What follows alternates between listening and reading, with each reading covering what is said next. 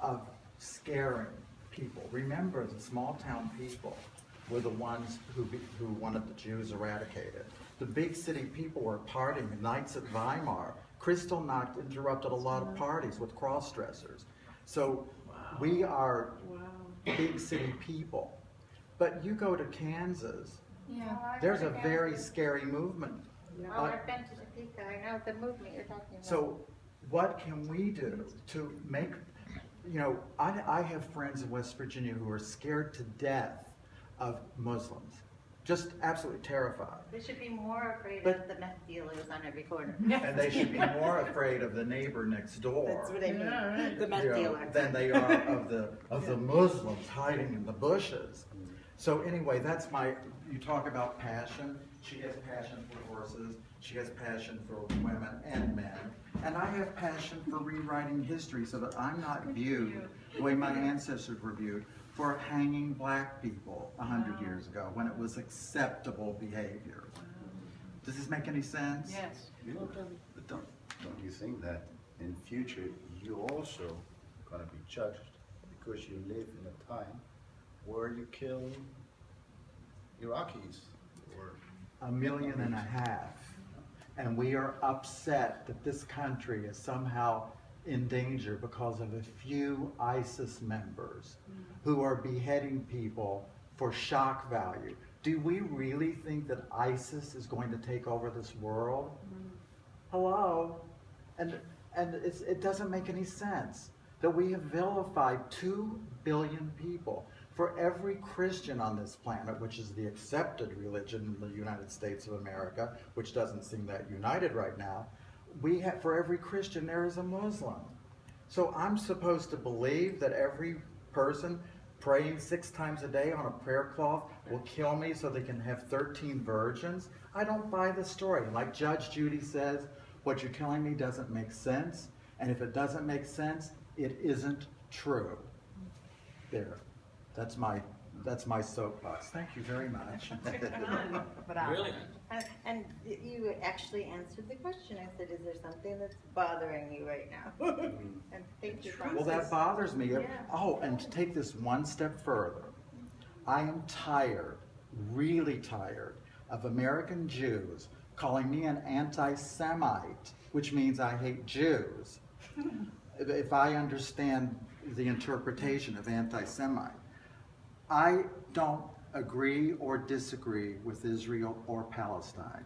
I don't understand Israel and Palestine. So when I question, how is it that Israel, that was given a little piece of ground, now occupies almost all the pieces of ground, and Palestine is divided into little sections where they have to show the proper ID to go from one piece to the other piece?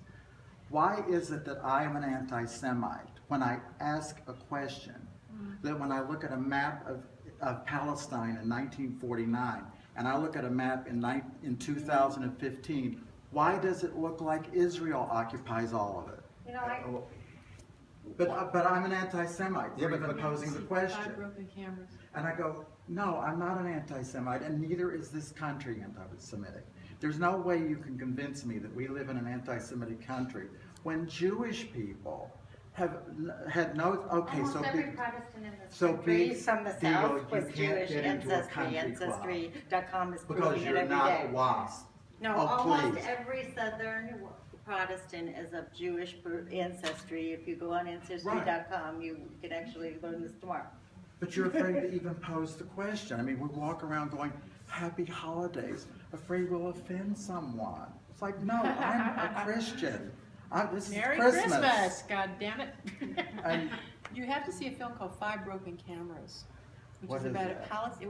It was nominated for an Oscar a couple of years ago. And when Michael Moore invited me to his film festival, and the director was there, and he was a Palestinian farmer. He wasn't a filmmaker, and they kept like pushing his property back, and he shot a camera. He had like little cameras, and each time the camera was shot, he was shot, documenting. And it was the most powerful thing I've ever seen in my life, and it completely changed my point of view, because I don't understand what's going on there either. But I don't understand go look on Netflix. It's called Five Broken And I'm Cameras. afraid to ask. Okay, Yeah. and I love this political conversation because it really was Colin expressing what's personally bothering him right now, but really, one of the rules of our salon is not to talk about politics. And And can I ask you, what is it that personally bothers you? Because what do you care what happens in Israel? You know what? It might be this white privilege thing, to tell you the truth. Okay. Growing up in a little town, being Okay. the rich people in town, Okay. feeling like by an accident of birth, you know, you were talking about money, you find money on the White floor. guilt. You find money on the floor. It's different than going to a job and working for the same amount of money.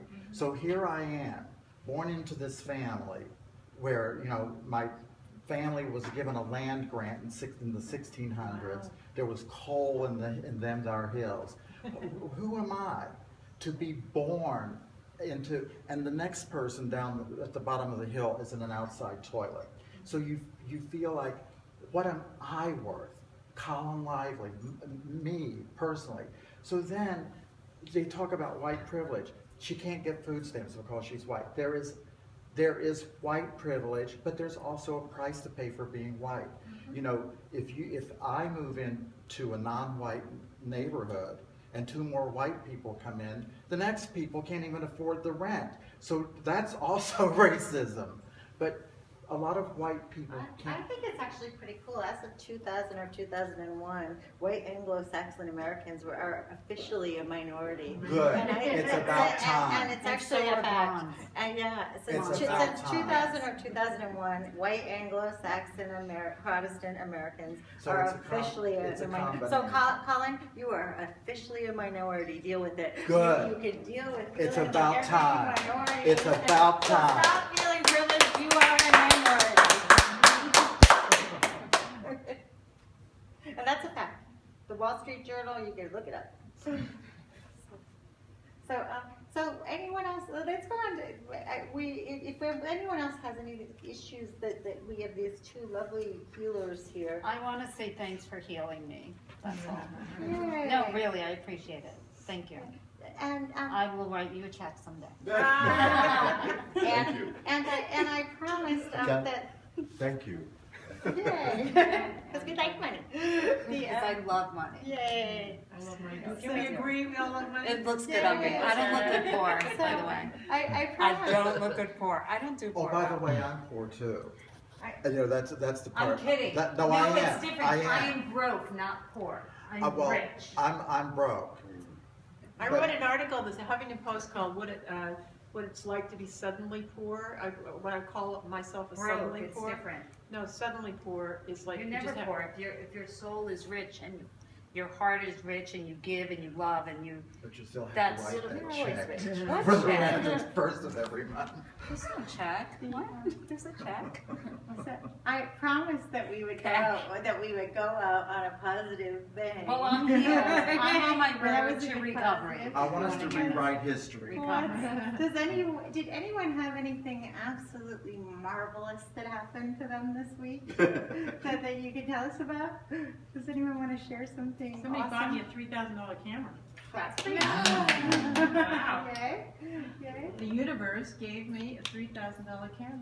And what did you have to do to the universe to get it? Nothing. That was, I was going to say that was a big No, peacock. I mean, you know what? It's something you said, Thomas. Something you said that really clicked in for me is that when I was going through my, travails, I couldn't ask for help, and I couldn't receive help. And now that I have lost all this stuff, I learned how to receive love. And when your heart is open to receiving it, and you give it just because that's a two-way thing, right? But because people just give me shit. This guy, they gave me like a $10,000 facelift for free. I got this neck thing. My dermatologist, just a dermatologist. It's called a thread lift. And they put these threads in your thing, and they lift your gel. Okay, On the coffee break, okay, we're gonna okay, so on the coffee have you read? Wait, you got a whole facelift or mini It's facelift? called a threadlift. I mean, that was free. I Sits got, behind. and You just can't people even just see give it. me this. I mean, and I'm not doing anything differently. I'm receiving.